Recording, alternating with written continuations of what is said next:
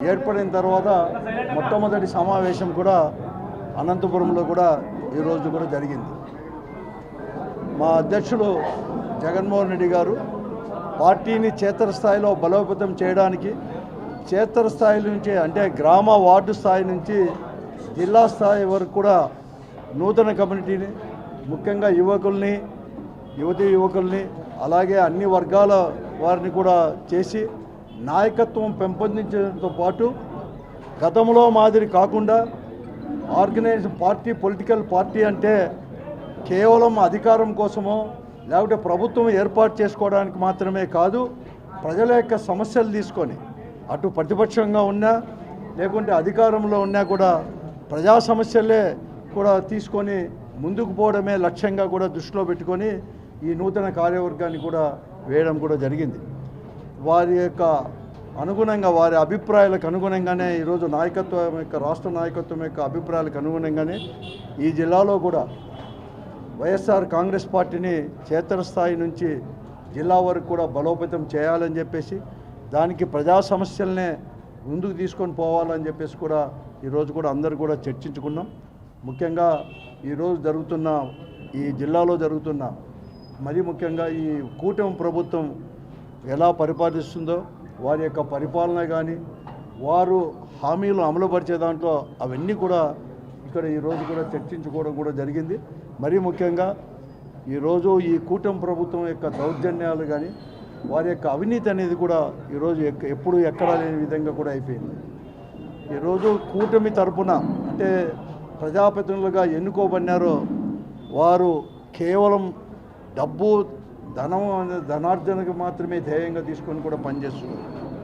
ఇసుక దగ్గర నుంచి అలాగే లిక్కర్ దగ్గర నుంచి ప్రతి ఒక్కటి కూడా ఒక చిన్న ఎఫ్ఈ షాపు కూడా వారి పార్టీ కార్యకర్తలకు ఇవ్వాలని చెప్పినా కూడా కొద్దో గొప్ప వారికి అప్పచెప్పితేనే వారి ఆఫీసుల్లో అప్పచెప్పితేనే వారికి ఇచ్చే పరిస్థితిని ఇవి కూడా ఈరోజు కూడా ఈ జిల్లాలో మరి ముఖ్యంగా ఈ రాష్ట్రంలో కూడా నెలకొని ఉన్నాయి.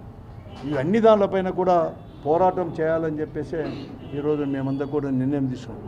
ఎక్కడికక్కడ కూడా నిలబెట్టాలని చెప్పేసి అలాగే మరి ముఖ్యంగా రెవెన్యూ పోలీసు కూడా వ్యవస్థ కూడా ఈరోజు వన్ సైడ్ కూడా అయిపోయింది. కూడా ఈరోజు ఎస్పీ మాట ఎక్కడ కానీ వాళ్ళ సిఐలు కానీ కానిస్టేబుల్ కూడా వినలేని పరిస్థితి ఈ జిల్లాలో నెలకొని ఉంది.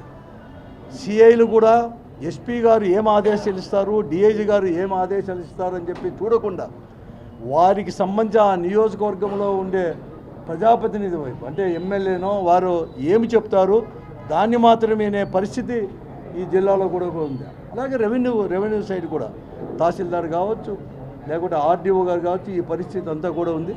ఇవన్నీ కూడా ఎక్స్పోజ్ చేయాలని చెప్పేసి ఇవన్నీ కూడా పార్టీ కూడా మేమంతా కూడా నిర్ణయం తీసుకున్నాం. అంటే ప్రతి ఒక్క సమస్యను కూడా ప్రజల సమస్యను తీసుకొని వారి కోసం ఎంతవరకైనా కానీ ప్రజాస్వామ్య పద్ధతిలో పోరాటం చేయాలని చెప్పేసి ఒక నిర్ణయానికి కూడా ఈ జిల్లా వైఎస్ఆర్ కాంగ్రెస్ పార్టీ కార్యవర్గం కూడా నిర్ణయం కూడా తీసుకోవాలని చెప్పేసి కూడా నేను తెలియజేస్తున్నాను. మరి ముఖ్యంగా ఈరోజు అనేకమైన సమస్యలు కూడా జిల్లాలో కూడా ఉన్నాయి. ఎందుకంటే అగ్రికల్చర్ ఇవన్నీ కూడా పెద్ద ఎత్తున కూడా వ్యవసాయదారులు ఇవన్నీ కూడా దెబ్బతిన్నారు. ఇంతవరకు ఇన్సూరెన్స్ అనేది కూడా ఎక్కడికైనా రాలేదు, లేకుంటే పెట్టుబడి నిధి కింద కూడా ఇస్తామని చెప్పినట్టు కూడా రాలేదు. మరీ ముఖ్యంగా రైతు భరోసా కింద ఆ రోజు జగన్మోహన్ రెడ్డి గారు ముఖ్యమంత్రి ఉన్నప్పుడు కూడా ప్రతి సంవత్సరం కూడా 13,500 కూడా ఇచ్చేవారు. వీరేమో 20,000 ఇస్తామని చెప్పారు. కానీ దాన్ని దాటవేసేదే అంటే మళ్ళీ కూడా సెంట్రల్ గవర్నమెంట్ కేంద్ర ప్రభుత్వము నిధులు మళ్ళీ వాళ్ళ యొక్క దీని కింద ఏదైతే వ్యవసాయదారులకు ఇస్తుందో ఇచ్చిన మరుసటి రోజే ఇస్తామంటారు. అంటే దాంట్లోనే ద్వంద్వార్థం అనేది కూడా వచ్చేటట్టుంది. అంటే సెంట్రల్ గవర్నమెంట్ ఆల్రెడీ 4,500 రిలీజ్ చేసింది. కానీ అంటే వాళ్ళు 10,000 చేస్తామన్నారు కాబట్టి మిగతా అమౌంట్ అంటే మార్చి తర్వాత అంటే నెక్స్ట్ ఫైనాన్షియల్ ఇయర్లో కేంద్ర ప్రభుత్వం విడుదల చేస్తామంటే మేము కూడా ఈ ఫైనాన్షియల్ ఇయర్లో అంటే వారు ఎన్నుకోబడిన తర్వాత ఏదైతే 2024 నుంచి 25కి ఇచ్చేది మేము కూడా రైతు భరోసా దాని కింద అంటే వాళ్ళకి ఇవ్వము అని చెప్పే పరిస్థితి కూడా ఈరోజు కూడా ప్రభుత్వం కానీ ముఖ్యంగా ముఖ్యమంత్రి స్వయంగా కూడా ఈరోజు చెప్తా ఉన్నారు. అలాగే అన్ని విషయాలు కూడా అమ్మఒడి అనేది కూడా నెక్స్ట్ ఫైనాన్షియల్కి ఇస్తామని చెప్తున్నాడు. ఇవన్నీ కూడా అంటే దాదాపుగా ఇప్పుడే అదే జగన్మోహన్ రెడ్డి గారు ముఖ్యమంత్రి ఉంటే 60,000 కోట్ల రూపాయలు ఇప్పటికే ఇచ్చి ఉండేవాడు ఈ 7 మాసాల్లోనే. కానీ ఈరోజు ఒక పెన్షన్లు తప్ప నెల నెల ఇచ్చే ఒక 2,700 కోట్లు నెల ఇచ్చేది తప్ప ఈ 5 నెలలు ఎక్కడ కానీ ఒక రూపాయి కూడా ఏ సంక్షేమ కార్యక్రమం కూడా ఇవ్వకుండా ఇవన్నీ కూడా ముందుకు పోతూ ఉన్నారు. అంతేకాకుండా ఈరోజు ప్రభుత్వం కేవలం రాజధాని అని చెప్పేసి అప్పులు చేసిన డబ్బు కావచ్చు, మిగతా డబ్బు అంతా కూడా తీసుకొని పోయి కేవలం రాజధాని అమరావతిలోనే ఖర్చు పెడుతున్నాడు, కానీ జిల్లాలో కానీ ఇవన్నీ కూడా ఖర్చు పెట్టలేదు. ఇవన్నీ కూడా ఇష్యూ తీసుకొని జనంలోకి పోవాలని చెప్పేసి మేమంతా కూడా తీర్మానించాం. అనేది కూడా అది మన హక్కు అనమాట, మన రాష్ట్ర ప్రజల హక్కు. ఆ రోజు పోరాటం ద్వారానే విశాఖపట్నంలో కూడా స్టీల్ ప్లాంట్ కూడా స్థాపించుకోండి కూడా చాలా పోరాటాలు చేశారు, ఎంతోమంది త్యాగం కూడా చేశారు.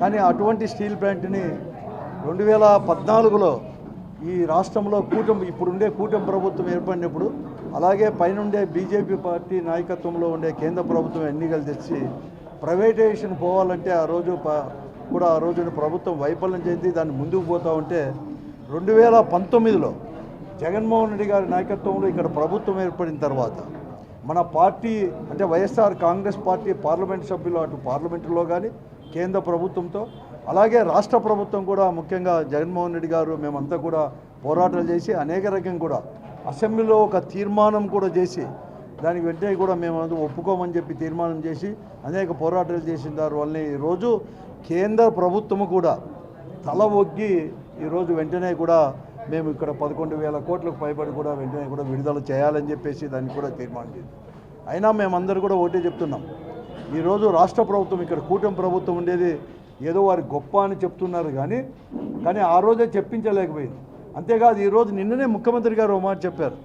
మా తర్వాత మంత్రి కేంద్రంలో ఉండే మంత్రి తెలుగుదేశం పార్టీకి సంబంధించిన వారు మంత్రి చంద్రశేఖర్ గారు కూడా మాట్లాడుతూ ఒక మాట, మేము కూడా అనుకోలేదు ఇంత త్వరలోనే ఇప్పుడే చెప్తారు అని అంటే అక్కడ అంటే ఈ ప్రభుత్వం అంటే ఇప్పుడు ప్రస్తుతం ఉన్న ప్రభుత్వం కానీ ప్రస్తుతం ఈ రాష్ట్రంలో కూటమి ప్రభుత్వం అనేది వారి యొక్క రోల్ అనేది కూడా ఏం లేదు. గతంలో అనేక పోరాటాలు చేసిన దానివల్ల ఈరోజు సెంట్రల్ గవర్నమెంట్ కూడా తల ఒగ్గింది. అయినా కూడా ఇంతటితో మా పార్టీ అనేది కూడా ఎక్కడ కానీ సాటిస్ఫాక్షన్ కానీ నమ్మకం లేదు. ఈరోజు ఇంకా కూడా ప్రైవేటైజేషన్ అనే కత్తి అనేది ఇంకా ఇప్పటికి కూడా విశాఖపట్నం స్టీల్ ప్లాంట్ పైన ఇంకా వేలాడుతూనే ఉంది అనేది మేమంతా కూడా భావిస్తూ ఉన్నాము. ఎందుకంటే క్యాప్టివ్ మైన్స్ అనేది ఇంతవరకు అనేది కూడా ఇవ్వలేదు.